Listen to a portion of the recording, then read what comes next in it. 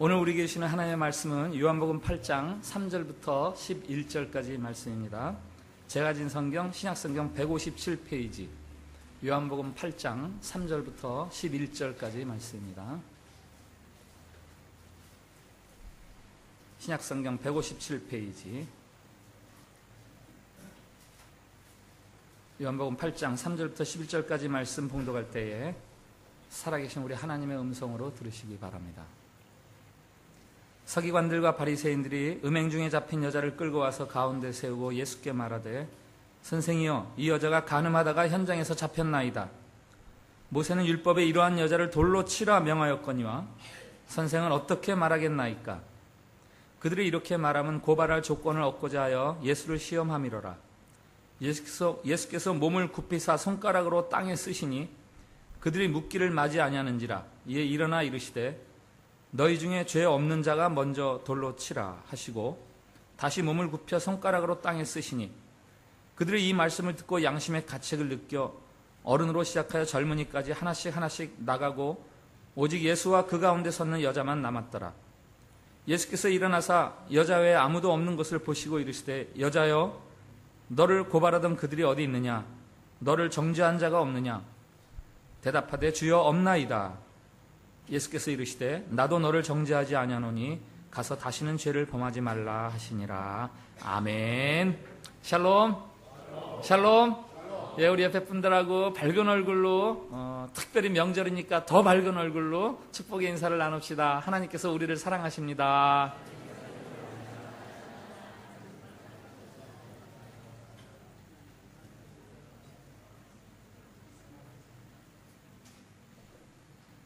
한 10여 년 전에 꾸었던 어느 날 저녁에 꾸었던 두 가지 꿈이 있습니다. 첫 번째 꿈은 제가 꿈속에서 다른 사람을 폭행하는 꿈이었어요. 꿈에 그 사람이 대단히 나쁜 사람으로 이렇게 등장을 해서 제가 당신 나쁜 사람이야, 당신은 벌을 받아야 돼 그러면서 막 그 사람에게 폭행을 가하는데요.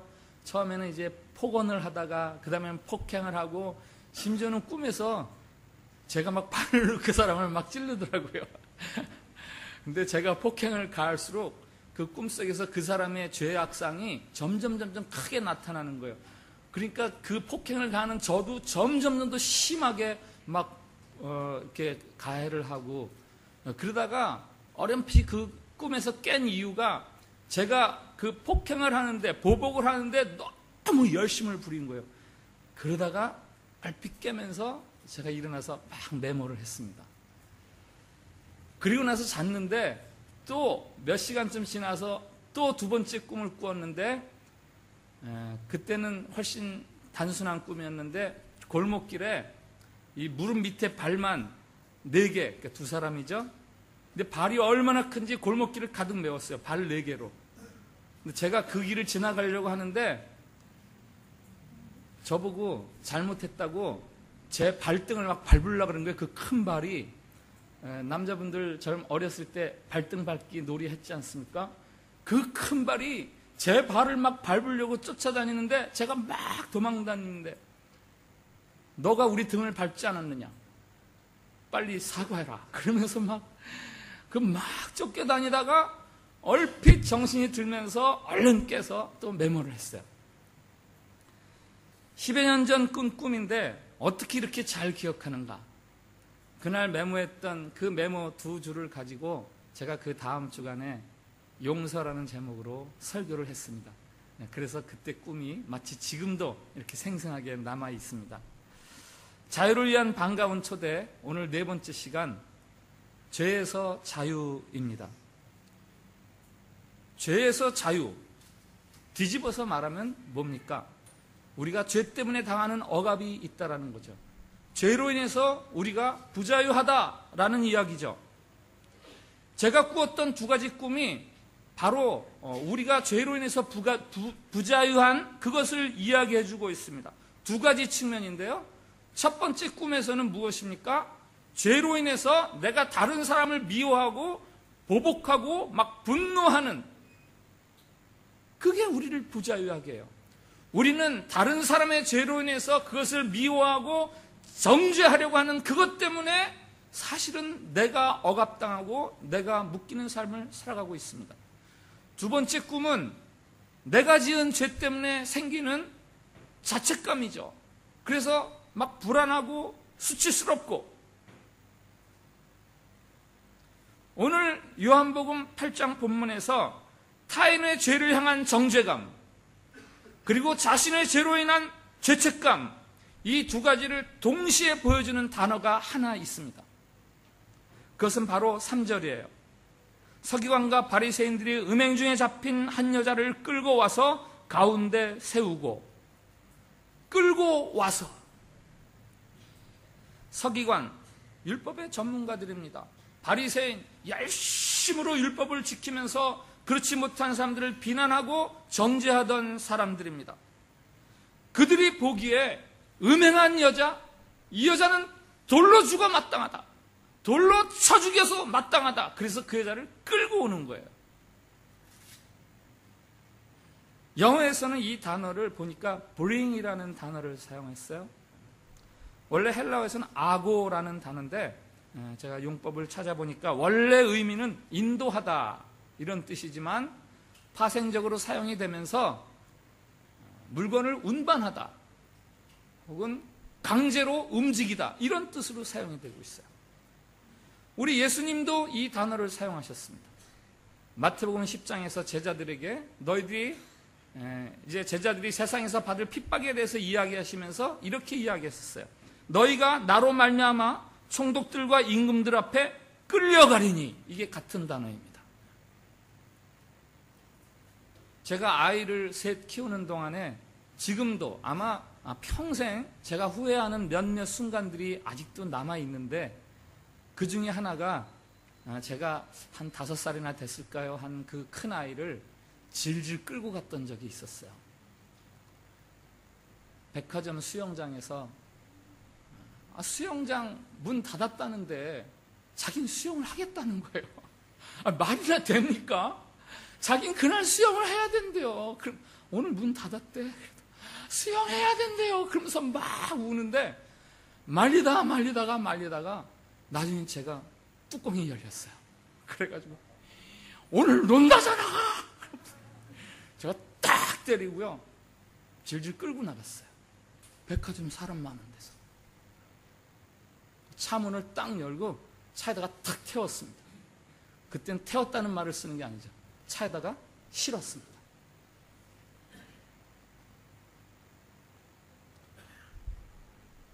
오늘 서기관과 바리새인들이 이 여자를 끌고 왔어요. 왜? 죄인이라고. 죄졌으니까. 끌고 왔다라는 단어에서 이 여인을 향한 분노와 적개심과 미움이 담겨 있습니다. 예수님이 오늘 유명한 말씀을 하시죠. 너희 중에 죄 없는 자가 먼저 돌로 치라. 그 말을 듣고 다 떠나갔다 그랬어요. 그 중에는 죄 있는 사람이 죄 없는 사람이 한 명도 없었다는 이야기 아닙니까? 다 죄인이에요. 그런데도 다른 죄인을 향해서 막 분노하고 적개심을 가지고 미워하는 거예요. 죄인들이 죄인에 대해서 분노합니다. 로마서에서는 이렇게 이야기합니다. 남을 판단하는 것으로 내가 너를 정죄함이니 판단하는 내가 같은 일을 행함이니라. 우리가 비난하고 정죄하고 화내고 분노하는 그 일을 우리도 똑같이 행하고 있어요. 그러면서 다른 사람에게 죄 있다. 이 죄로 인해서 우리가 억압당하고 있습니다. 나 자신이 다른 사람을 미워하면서. 오늘 끌고 와서라는 이 3절의 단어에서 죄에 대해 억압당하는 또 한 사람을 우리가 볼 수 있죠. 네, 그 한 여인입니다. 음행 중에 잡힌 한 여인. 남편이나 약혼자를 둔 채로 다른 남자와 잠자리를 같이 했으니까 분명히 죄를 지었습니다. 이 여인은 지금 바리새인이나 서기관에게 끌려온 게 아니에요. 죄에 끌려왔습니다. 죄에. 모욕을 당하면서도 할 말이 없죠. 내가 죄졌는데. 죄책감과 부끄러움에 아무런 반응을 못합니다. 햄버거 아시죠? 햄버거가 하나 있습니다. 그 햄버거의 이름은 죄버거입니다. 왜 죄버거냐? 가운데 고기분이 죄예요, 죄. 그 위에 빵, 아래 빵은 하나는 다른 사람을 향한 정죄감, 또 하나는 나의 죄로 인한 죄책감. 그 죄가 이 두 가지로 딱 쌓이면서 우리를 얽어매고 있어요. 이 햄버거가 우리가 죄로 인해서 억압당하는 그 모습을 그대로 보여주고 있습니다. 제가 군 생활을 파출소에서 했습니다. 이 죄버거의 모습을 고스란히 경험했던 그런 시간들이 있었어요. 어느 날 파출소에 한 여자가 죄로 인해서 연행되어 왔어요. 죄를 지은 거죠. 젊은 여자인데 그 여자의 직업이 호스티스. 술을 팔고 웃음을 팔고 뭐 때로는 몸도 팔았겠죠. 그것 때문에 파출소에 오지는 않죠. 다른 죄가 있었어요. 그 죄가 무엇인지는 말씀드리지 않겠습니다. 아무튼 그 여자가 파출소에 연행되어 왔는데 그 여자를 대하는 파출소 안에 경찰들의 태도가 대단히 위압적이고 아주 조소하고 비웃는 그런 게 드러나고, 특별히 그 파출소의 소장, 저보다 2살 위였는데 경찰대학을 졸업하고 파출소 소장으로 나온 분인데, 그 사람들이 많은 데서 공공연하게 지금은 성희롱으로 고발하면 분명히 걸릴 그런 말들을 하면서 그 여자에게 모멸을 주고 희롱을 하는데, 이 여자가 꼼짝도 안 하고 아무 말도 안 하고 고개를 푹 숙이고 있는 거예요. 왜 그랬습니까? 왜 그랬습니까? 난 죄를 져서 지금 여기 끌려왔습니다. 그때 그 파출소 안의 그 광경, 경찰이고 파출소장이고 아니면 죄를 지어서 끌려온 그 여자고, 그게 바로 그 죄버거의 모습 그대로구나.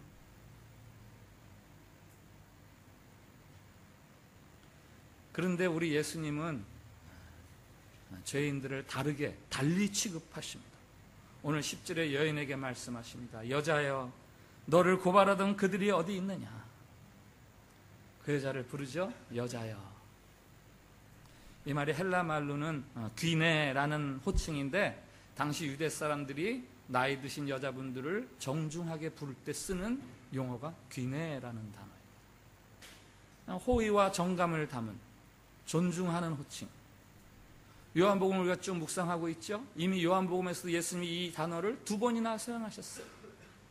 2장에서 가나의 포도주 잔치에서 어머니에게 여자여, 4장에서 사마리아 수가성 여인에게 여자여, 오늘 음행 중에 잡혀온 이 여인에게 여자여.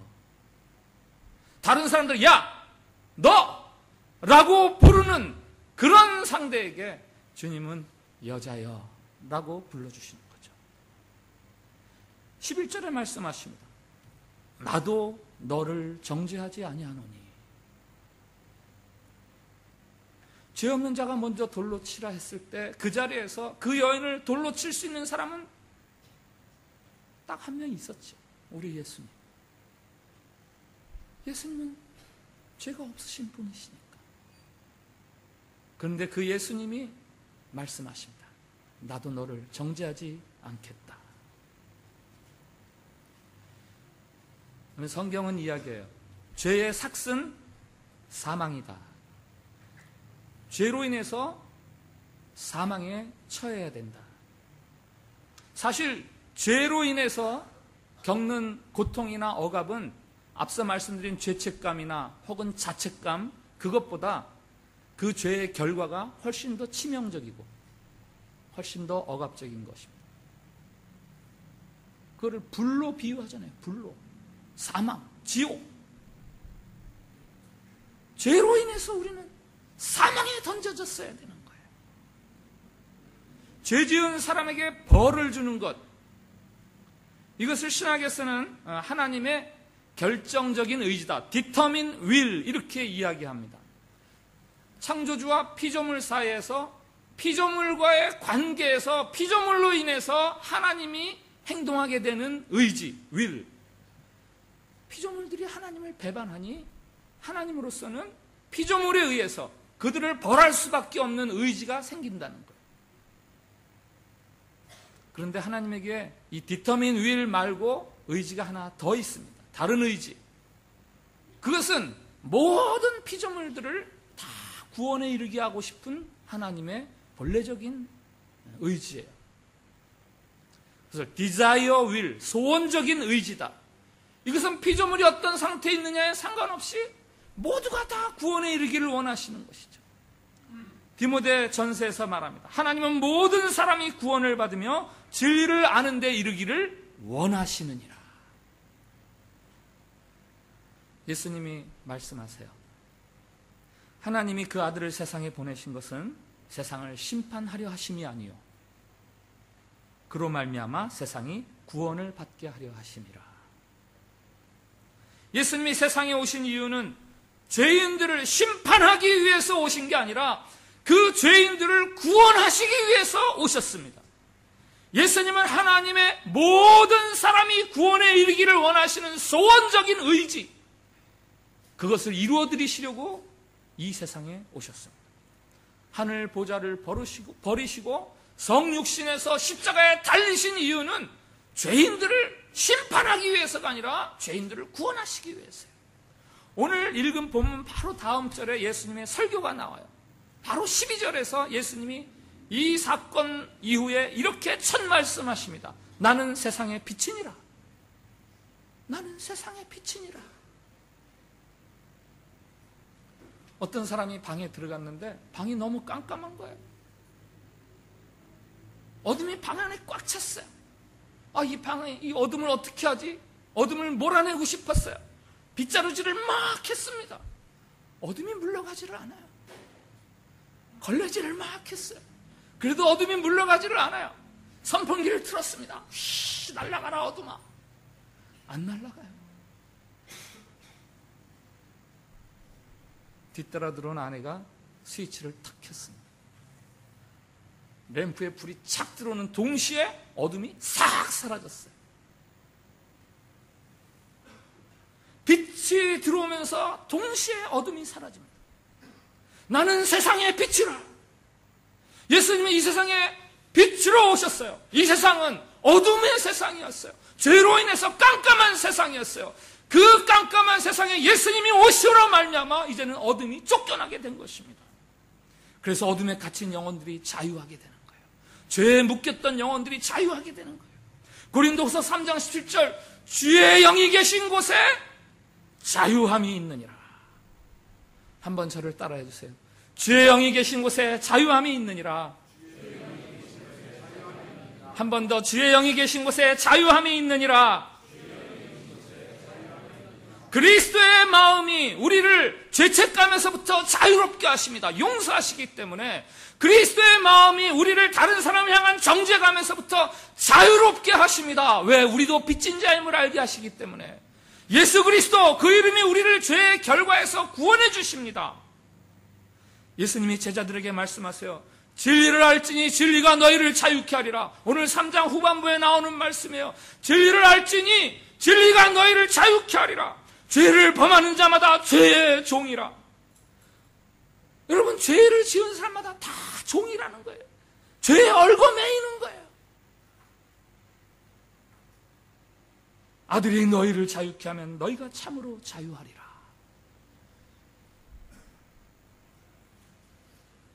주님은 어떻게 우리를 죄에서 자유하게 해주십니까?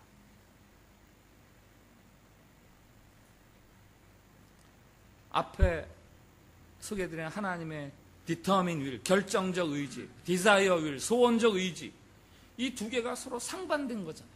이걸 버려야 된다. 이걸 구원해야 된다. 이걸 어떻게 동시에 이룰 수 있습니까? 이 상반된 두 가지 하나님의 의지를 동시에 성취한 사건이 예수 그리스도의 십자가 사건이죠. 세례 요한이 예수님을 향해서 말합니다. 세상 죄를 지고 가는 하나님의 어린 양이다. 세상 죄를 위해서 희생당하는 하나님의 어린 양이다. 예수님은 다른 사람의 죄를 대속하기 위한 희생물로 이 세상에 오신 거예요. 자기 목숨을 다른 사람을 위한 대속물로 내놓으셨습니다. 하나님은 사람들의 죄를 용서하시기 위해서 자기 아들을 십자가에 죽이셨습니다. 그를 죽이소서, 범죄한 그를 십자가에 못 박으소서, 그의 피를 우리에게 돌리소서. 예수 그리스도를 십자가에 못 박으면서 유대인들이 그렇게 사납게 아우성을 치면서 소란을 떨 때 예수 그리스도께서 십자가에 달리시면서 자기 살에다가 그 쇠를 박는 그 쇠서 망치 소리를 들으시면서 아버지여 저들을 용서해 주시옵소서. 아버지여 저들을 용서해 주시옵소서. 이것은 하나님 아버지께 드리는 기도가 아닙니다. 이제 그 사건으로 말미암아 이 세상에 모든 죄에 대한 용서의 길이 열렸다라는 것을 선포하시는 예수 그리스도의 대사면 선언이에요. 우리가 그리스도 안에서 그의 은혜의 풍성함을 따라 그의 피로 말미암아 구속 곧 죄사함을 얻었느니라. 성경은 위대한 사랑에 대한 책이죠. 성경은 위대한 용서에 대한 책입니다. 예수 그리스도로 말미암아 우리가 하나님의 진노에서 용서의 자녀로 바뀌었습니다. 시편 78편에 이런 말씀이 있어요. 오직 하나님은 자비하심으로 죄악을 사하사 멸하지 아니하시고 그 진노를 여러 번 돌이키시며 그 분을 다 바라지 아니하셨으니. 하나님은 죄인들을 향해서 그 진노를 다 쏟지 않으셨어요. 여러 번 돌이키셨어요. 여러 번 분을 참으셨어요. 그러나 그 죄를 향해서 분을 쏟아야만 하는 게 하나님의 성품이에요. 그래서 그 분을 마침내 쏟으셨는데 예수 그리스도 당신의 아들을 향해서 쏟으심으로 다른 사람들에게 죄의 용서의 길이 열리게 하신 거예요. 한 초등학교 저학년 학생을 둔 학부모와 엄마한테 학교 선생님이 전화를 했어요. 그 집 아이에 대해서 이야기하는 거죠. 그 선생님이 전화를 통해서 들려주는 이야기입니다. 교실에서 아이들에게 개미와 배짱이 이야기를 해줬어요. 개미는 열심히 땀 흘려서 일을 했습니다. 근데 배짱이는 일은 안 하고 놀고 먹으면서 노래만 부르면서 빈둥빈둥 거렸어요. 추운 겨울이 찾아왔어요. 개미는 따뜻한 집에서 쌓아놓은 곡식을 먹으면서 난로가에서 즐겁게 지내고 있는데 배짱이는 추워서 얼어 죽게 생겼어요. 할 수 없이 배짱이가 개미의 문을 두드렸습니다. 개미야, 개미야, 나 추워 죽겠어. 나 배고파 죽겠어. 그때 문을 열고 나온 개미가 배짱이에게 어떻게 했을까요? 학생들 오늘 집에 가서 하루 동안 생각해서 개미가 배짱에게 어떻게 했는지 한번 생각해서 써가지고 내일 숙제로 다 내세요. 그 다음에 아이들이 숙제를 낸 걸 보았는데 많은 아이들이 개미가 배짱이를 데리고 들어가면서 우리 집에서 추운 겨울을 같이 보내자 하고 데리고 들어갔습니다. 많은 아이들이 이렇게 답을 냈고 그 중에서 몇몇 아이는 개미가 나 일할 때 너 나 놀리더니 꼴 좋다.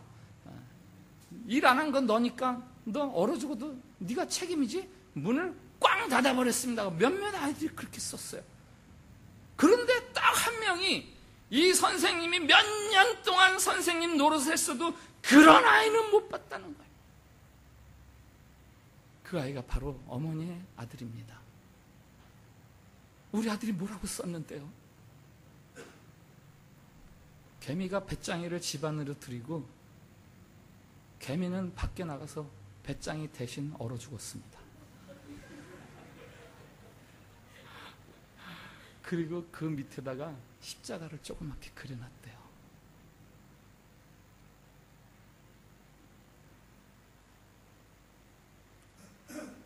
예수님은 우리 죄를 그냥 용서하신 게 아니에요. 난 너 정죄하지 않을게. 이렇게 용서하신 게 아니에요. 우리는 아무 대가 없이 아무 공로 없이 구원을 받았습니다. 용서를 받았습니다. 그렇게 이야기하지만 우리의 구원과 우리의 용서함을 위해서 예수 그리스도는 자기 목숨을 내어주시면서 우리를 용서하신 거예요. 엄청난 희생을 지불하신 거예요. 찬송가 268장의 작사자 루이스 E. 존스. 그는 이 찬송가 268장을 통해서 1절, 2절, 3절, 4절이 우리 찬송가에는 다 그저 서술문으로 되어 있는데 질문을 드리고 있어요. 질문. 어떤 질문을 드리는가? 1절, 죄의 무거운 짐에서 해방되고 악을 이기길 원하십니까? 2절, 정욕과 교만에서 벗어나길 원하십니까? 3절, 얼룩진 죄 눈보다 희게 되기를 원하십니까? 4절, 주님께 헌신하며 날마다 그를 찬송하며 살기를 원하십니까? 그리고 그 다음 후렴이 나오는 거예요.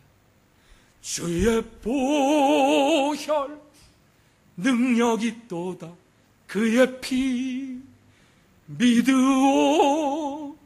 주의 보혈 그 어린 양의 매우 귀중한 피로다. 여러분, 우리가 오늘 이 찬송 같이 한번 합시다. 찬송가 268장인데 이렇게 하겠어요. 남자분들 파란색 질문이니까 남자분들이 죄에서 자유롭게 하면 하고 노래를 하시면, 여자분들이 보혈의 능력, 주의 보혈, 시험을 이기고 승리하니 참 놀라운 능력이로다. 이렇게 빨강은 여자, 파랑은 남자. 후렴 보여주세요. 다 까망입니다. 어떻게 해야 되겠어요? 다 같이 주의 보혈 능력이 있도다 그의 피 믿으오. 2절 한번. 2절은 바뀌었어요. 빨강이 위에 나옵니다. 여자분들이 육체의 정욕을 이길 힘은, 남자분들이 보혈의 능력, 주의 보혈. 이렇게 하고 2절 후렴부터는 계속해서 같이, 검정 글씨니까 다 같이. 자, 1절부터 전주해 주세요.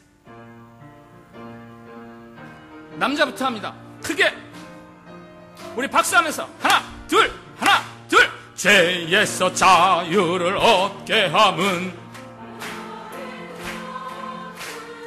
남자들 시험을 이기고 승리하니. 한 번 더. 남자들 죄에서 자유를 얻게 함은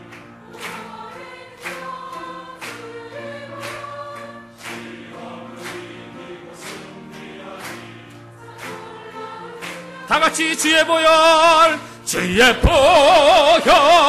능력이 또다 주의 피 믿으오. 주의 보혈 그 어린 양의 매우 귀중한 피로다. 여자들 보혈의 능력, 주의 보혈 참 놀라운 능력이로. 다같이 주의 보혈 능력이 또다 주의 피 믿으오. 주의 보혈 그 어린 양의 매우 귀중한 피. 다같이 눈보다 더 희게 하는 것, 눈보다 더 희게 맑히는 것. 보혈의 능력, 주의 보혈 부정한 모든 것 맑히시니 참 놀라운 능력이로. 주의 보혈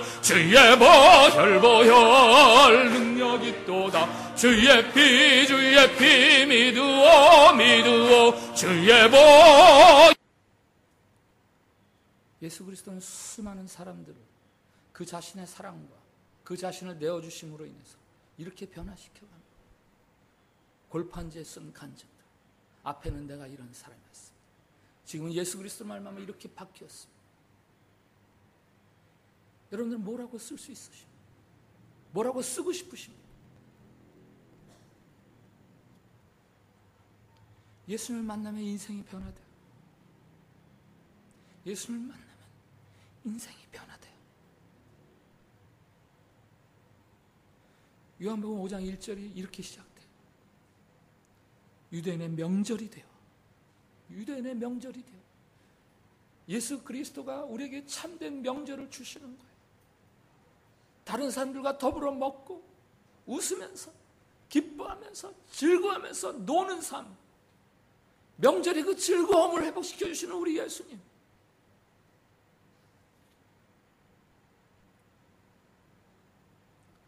미우라 아야코라는 일본 작가를 아시죠? 빙점, 이 질그릇에도 길은 여기에 90여 편을 쓴 일본의 대표적인 기독교 작가인데, 학교 시절부터 13년 동안 폐결핵하고 척추 장애로 인해서 꼼짝 못하고 누워서 생활하던 사람, 얼마나 삶이 저주스러웠겠어요. 그러다가 예수 그리스도를 그가 알게 됩니다. 예수 그리스도를 믿는 청년 사랑의 고백을 받게 됩니다. 그러면서 그가 회복이 일어나고, 그래서 이제 문학적인 재능을 가지고 사람들에게 많은 영향력을 미치고, 그가 이런 고백을 합니다. 나는 건강을 잃었지만 그리스도를 만났고 남편을 만났고 하나님을 만났습니다. 그가 남긴 여러 삶의 에피소드들인데 그 중에 하나만 소개하겠어요. 남편 직장 생활하고 어떻게 좀 가게에 도움이 될까 해서 가게를 하나 냈어요. 근데 뭐 웬일인지 아무튼 친절하게 했겠죠. 잘 되는 거예요. 사람들이 막 너무 와서 물건을 많이 사주는 거예요. 어느 날 퇴근 시간에 남편이 왔어요. 남편이 합니다. 옆 가게들은 텅텅 빈는데 우리 집에 손님이 넘치네. 그 말이 미국과 아야코에 들렸어요. 어떻게 반응했겠습니까? 아유 신나, 내가 너무 잘하는가 봐. 그런 게 아니라 그 다음 날부터 사람들이 꼭 찾는 물건을 하나씩 자기 물건에 놓지 않는 거예요. 예를 들면 라면은 내 물건에, 내 가게에 놓지 않는 거예요. 라면 사러 오면 아우 죄송합니다, 라면을 미처 준비 못했는데 저 옆에 가게 가면 라면이 있습니다.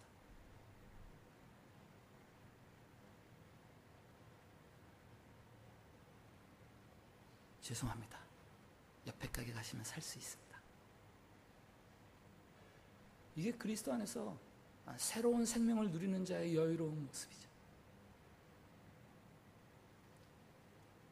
오늘 세 번째, 열등감에서의 자유. 다른 제목을 하면 우월감에서의 자유.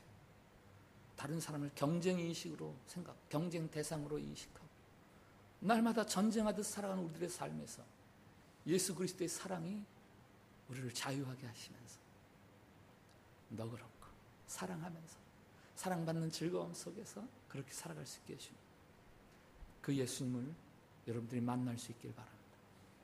기도하겠습니다.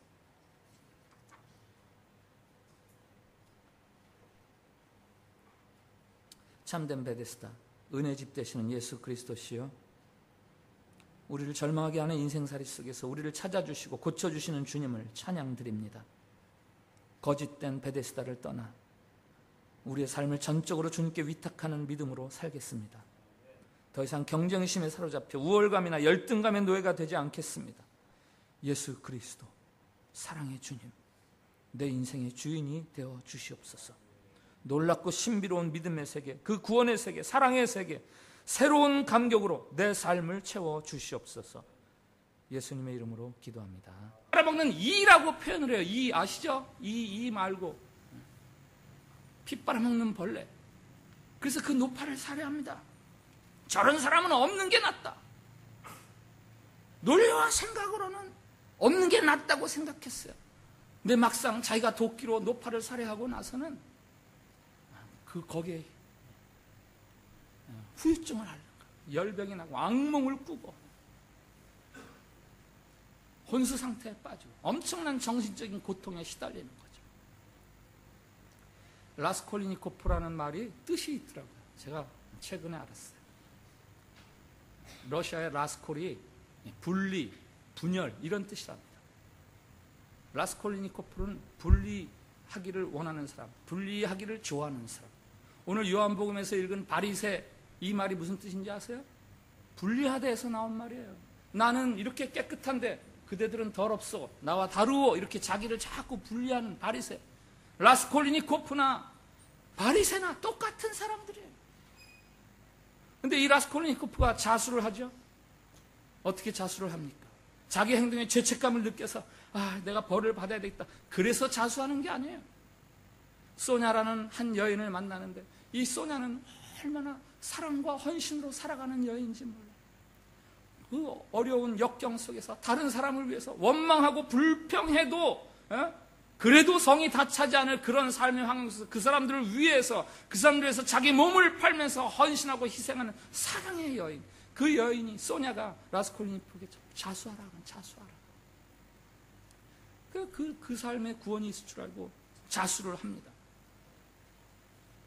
선고를 받죠. 시베리아 유형 8년. 그것도 그냥 사실은 무기징역감인데 2명이나 죽였습니다. 왜 8년이냐? 자수했거든요. 그리고 신문하는 과정에서 너무나 또박또박하게 모든 걸 다 얘기해요. 왜 그렇게 이야기하느냐? 이건 잘못이 아니기 때문이에요. 라스콜니프 생각에는 이건 마땅히 해야 될 일이기 때문에 아무 부끄럼 없이 다 얘기하는 거예요. 변호사나 검사님께서 저 사람이 지금 대단히 반성을 하고 있구나. 그래서 8년으로 감형을 내렸어요. 시베리아로 가는데 소냐가 따라갑니다. 따라가서 자주 면회를 가면서 옥바라지를 해요. 라스콜니코프만 옥바라지 하는 게 아니에요. 주변 다른 죄수들도 다 옥바라지를 같이 하니까 다른 죄수들도 다 좋아하고, 마침내 유형생활 1년 만에 라스콜니코프가 소냐 앞에서 무너지는 거예요. 소냐의 사랑 앞에 허물어집니다. 법과 자격을 따지며 살던 가치관이 사랑과 은혜의 가치관 앞에 무너지는 거예요. 자격과 수준을 따지는 냉철한 법학도 라스콜니코프가 오직 사랑으로 헌신하는 여인 소냐의 무릎을 안으면서 눈물을 흘립니다. 그 대목을 제가 그대로 인용해서 읽어드릴게요. 두 사람은 한동안 입을 열지 못했다. 두 사람의 눈에는 눈물이 개어 있었다. 안색은 창백하고 지친 모습. 그러나 그 창백한 얼굴에는 새롭게 되살아난 미래의 서광이, 새 생활의 완전한 서광이 빛나고 있었다. 두 사람을 부활케 한 것은 사랑이었고 두 사람의 마음은 결코 마르지 않는 생명의 샘이 되었다. 두 사람은 고난을 참고 견뎌내기로 결심했다. 아직 7년이란 세월이 남아있다. 그동안 그 세월만큼의 무서운 고통과 그 고통만큼의 행복이 있을 것이다. 그러나 다시 태어났다. 다시 태어난 완전히 새로운 생명을 느끼고 있었다. 라스콜니코프가 면회를 마치고 형무소로 다시 들어갔는데 이상한 일이 벌어져요. 그동안에는 같이 그 수감 생활하는 다른 죄수들이 되게 경멸스럽고, 저 잡범들 저거 경계하는 거예요. 혹시라도 나한테 해를 끼치는 거 아니야? 그런데 사랑에 녹아나고 나서는 그 눈이 바뀌었어요. 오히려 그들에게서 친밀감을 느끼고 애정을 느끼고. 그 소설 맨 마지막 페이지에는 이런 구절이 있습니다. 7년, 겨우 7년, 이 벅찬 행복을 느끼기 시작한 순간 두 사람에게는 그 7년이 7일 정도로밖에 생각되지 않았다. 사랑과 은혜에 젖은 삶의 그 행복감은 어려운 생활 7년, 이거 아무것도 아니게 이겨낼 수 있는 사람들이 되었다라는 이야기 아니겠습니까? 도스토옙스키가 이 소설을 쓴 자전적인 경험이 있어요. 28살 때 도스토옙스키가 러시아 황제를 암살하려는 음모에 가담했다가 적발이 돼서 5명 또 친구들과 사형 언도를 받습니다. 그래서 사형을 당하려고, 집행 받으려고 이렇게 묶여서, 기둥에 묶여서 5명이 서 있는 거예요. 이제 총구와 파이어 소리와 함께 총구가 팡 불을 발사하면 자기는 끝나는 거예요. 바로 그 순간에 한 사람이 말을 타고 막 달려오면서 외칩니다. 그럼 황제가 보낸 황제의 사신이에요. 황제의 전령을 들고 사형 중지! 황제가 특사를 내렸어! 무슨 이유인지 모르겠어요. 그 사람들을 석방하라. 죽음 문턱에서 죽음을 경험했던 도스토옙스키는 그 순간에 그 은혜와 사랑을 잊을 수가 없는 거예요. 죄와 벌, 행한 대로 혹은 자격만큼 대우받는 공정한 사회, 그 이상의 세계가 있다는 걸 알았어요. 바로 사랑과 은혜의 세계죠. 그래서 가라마조프가의 형제들, 다른 작품, 거기서 이런 말을 합니다. 지옥이란 다름 아닌 바로 사랑할 수 있는 능력을 상실한 데서 오는 괴로움이다. 좀 바꿔서 저는 이렇게 말하고 싶어요. 지옥이란 다름 아닌 사랑받고 있음을 느끼지 못하는 데서 오는 괴로움이다. 사랑과 은혜를 경험하면 삶이 바뀌는 거예요. 특별히 예수 그리스도의 사랑은 여러분의 삶을 죄에서 완전히 자유롭게 그렇게 만들어 주십니다. 죄와 얽혀있는 다른 사람에 대한 정죄감과 미움, 분개심, 그리고 죄와 얽혀있는 나 자신에 대한 부끄러움과 수치심, 그리고 그 죄로 인해서 받아야만 했을 형벌, 그 모든 것에서 예수 그리스도는 우리를 자유롭게 해주시는 거예요. 다른 사람을 옥에 가두고 예수를 핍박하는 거죠. 그 일에 앞장서다가 예수님을 만났어요. 네가 나를 핍박하지? 죽는 줄 알았어요. 내가 그를 핍박했으니 이제 그가 나를 죽여도 마땅하지. 그런데 그가 나를 죽이지 않아요. 그가 나를 살려주고 나를 용서해줘요. 오히려 나에게 새로운 삶의 사명을 줘요. 사도 바울의 이야기입니다. 사도 바울은 예수가 자기를 살린 이유를 도무지 이해할 수가 없어요. 나는 그를 믿는 자들을 잡아 죽이고 그를 믿는 자들을 옥에 가두려고 쫓아다니던 사람인데 그가 어떻게 나를 살려주느냐. 그 감격과 그 감사한 마음을 가지고 로마서 8장에 이야기하는 겁니다. 한번 다 같이 읽겠어요. 로마서 8장 1절 2절 시작. 그러므로 이제 그리스도 예수 안에 있는 자에게는 결코 정죄함이 없나니 이는 그리스도 예수 안에 있는 생명의 성령의 법이 죄와 사망의 법에서 너를 해방하였음이라. 아멘. 그리스도 예수 안에 있는 자에게는 결코 정죄함이 없나니 너를 해방하였다.